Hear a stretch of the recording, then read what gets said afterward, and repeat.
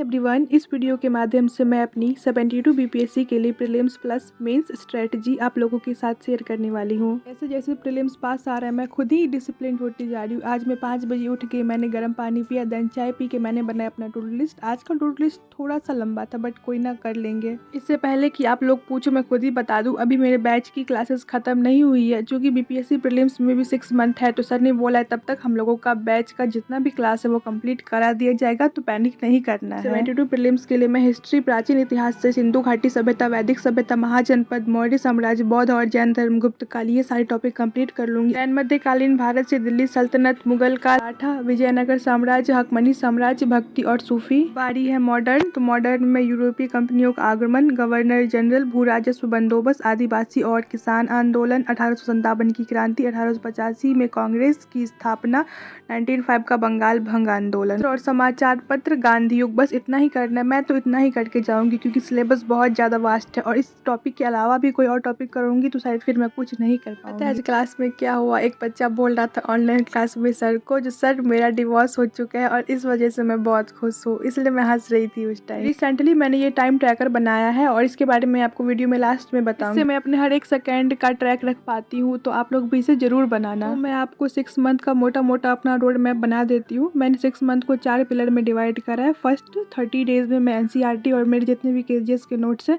Plus मैं daily एक answer writing करूँगी विथ करंट अफेयर।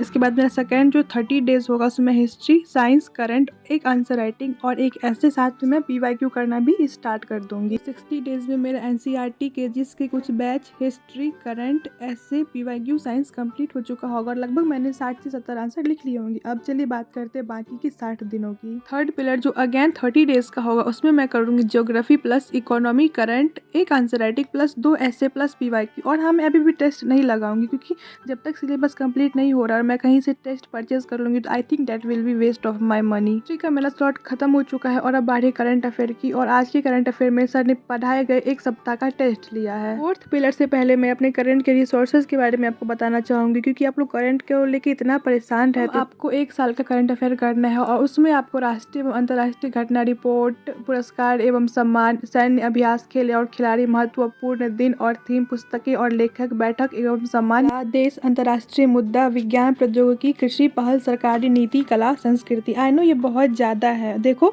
आप नहीं करोगे कोई और करेगा रूटीन फॉलो, और जो रूटीन फॉलो करेगा आपका नहीं तो उसका सिलेक्शन होगा, तो अच्छा आप रूटीन फॉलो कर लो। थर्ड पिलर तक मैंने history, polity, geography, economy, science, current, ऐसे, आंसर राइटिंग सब कंप्लीट कर लिया होगा। तो अब मुझे बस रिवीजन और टेस्ट देना है, तो जितना ज़्यादा से ज़्यादा मैं पीवाईक्यू लगा सकती हूँ मैं पीवाईक्यू लगाऊंगी और जितना मैं टेस्ट दे पाऊंगी मैं उतना ज़्यादा टेस्ट देना पसंद करूंगी। आज का करंट अफेयर का मेरा स्कोर उतना कुछ अच्छा नहीं था बट खराब भी नहीं था। देन मैंने खाना खाया और मैं स्टार्ट करूंगी अब एनसीईआरटी हिस्ट्री पढ़ना। मैंने ये वाली बुक 1, 2 नहीं 3, 4 बार पढ़ लिया बट अभी एग्जाम का टाइम आ रहा है तो मैं सोच रही हूँ लास्ट मिनट रिवीजन मैं बुक से ही कर लेती हूँ। ऑल्दो मेरे पास एनसीईआरटी हिस्ट्री के भी नोट्स है जो मैंने दिशा का जब बैच लिया था तब मैंने बनाया था, सॉरी दृष्टि का बैच लिया था। आज मैंने 7th क्लास की एनसीईआरटी पूरी पढ़ ली है और पता है मध्यकाल के बारे में जितनी इंपॉर्टेंट जानकारी और डाटा 7th क्लास की हिस्ट्री में मिल जाएगी, आपको दूसरे बुक में नहीं मिलेगी।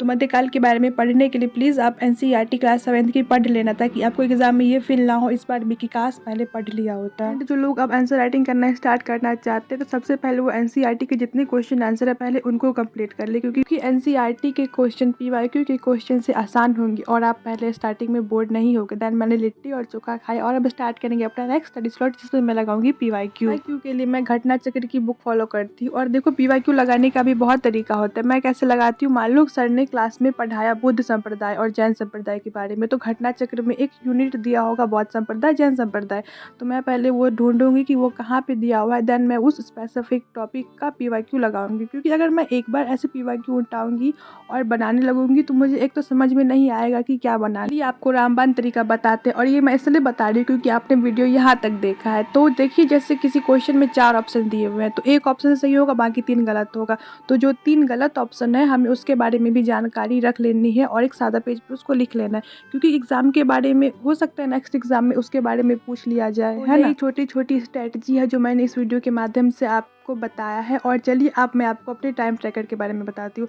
तो सबसे पहले मेरा आज सारा टू डू लिस्ट कंप्लीट नहीं हुआ था, मैंने आंसर राइटिंग नहीं करा था क्योंकि बहुत रात हो चुका था और मैं थक चुकी थी तो मैंने छोड़ दिया। देखिए इसमें क्या होता है, आपको हर एक घंटा लिखना होता है। देन आपको जैसे मैथ वाली कॉपी में बॉक्स बॉक्स रहता है वैसे करके आपको बनाना होता है, और आपको जो लगता है आप इसमें टाइम वेस्ट करते हो आपको उसमें लिखना होता है। जैसे मुझे पता ही नहीं था कि मैं 7 घंटा बाप रे बाप घर में बात करने में ख़राब कर देती हूँ। आपको वीडियो अच्छी लगी होगी और मेरी स्ट्रेटजी आपको पसंद आई होगी, आप कुछ ऐड ऑन करना चाहते हो तो बता सकते हो, और वीडियो को लाइक कर देना, कॉमेंट करके चैनल सब्सक्राइब कर देना। ओके बाय बाय, मिलते हैं नेक्स्ट टाइम।